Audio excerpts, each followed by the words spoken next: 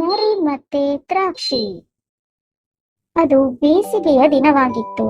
ಒಂದು ನರಿ ಕಾಡಿನಲ್ಲಿ ಸುತ್ತಾಡುತ್ತಾ ತಿನ್ನಲು ಆಹಾರಕ್ಕಾಗಿ ಹುಡುಕುತ್ತಿತ್ತು.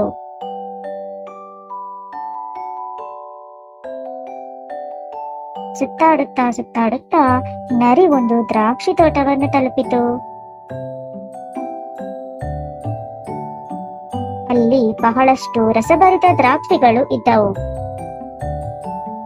ನರಿಗೆ ದ್ರಾಕ್ಷಿಗಳನ್ನು ನೋಡಿ ತುಂಬಾ ಸಂತೋಷವಾಯಿತು. ನಂತರ ಅವನು ಕೆಲ ದ್ರಾಕ್ಷಿಗಳನ್ನು ಕದಿಯಲು ನಿರ್ಧರಿಸಿ ದ್ರಾಕ್ಷಿಯನ್ನು ಹಿಡಿಯಲು ಎತ್ತರಕ್ಕೆ ಜಿಗಿಯಲು ಪ್ರಾರಂಭಿಸಿದನು. ಆದರೆ ದ್ರಾಕ್ಷಿಗಳು ಅವನಿಂದ ತುಂಬಾ ದೂರದಲ್ಲಿದ್ದ ಕಾರಣ ದ್ರಾಕ್ಷಿಯನ್ನು ಪಡೆಯಲು ಸಾಧ್ಯವಾಗಲಿಲ್ಲ. ಕೊನೆಗೆ ಅವನು ಅವುಗಳನ್ನು ಪಡೆಯಲು ಸಾಧ್ಯವಾಗುವುದಿಲ್ಲ ಎಂದು ತಿಳಿದಿದ್ದರಿಂದ ಅವನು ದ್ರಾಕ್ಷಿಯನ್ನು ಪಡೆಯದೆ ಹಿಂತಿರುಗಿದನು ಮತ್ತು ದ್ರಾಕ್ಷಿಗಳು ಖಂಡಿತವಾಗಿಯೂ ಹುಳಿಯಾಗಿವೆ ಎಂದು ಸ್ವತಃ ಮನವರಿಕೆ ಮಾಡಿಕೊಂಡನು. ಕಥೆಯ ನೀತಿ: ನಮಗೆ ಏನಾದರೂ ಸಿಗದಿದ್ದಾಗ ನಾವು ಆ ವಸ್ತುವನ್ನು ದ್ವೇಷಿಸುತ್ತೇವೆ ಮತ್ತು ಅದು ನಮಗೆ ಅಗತ್ಯವಿಲ್ಲ ಎಂದು ನಟಿಸುತ್ತೇವೆ.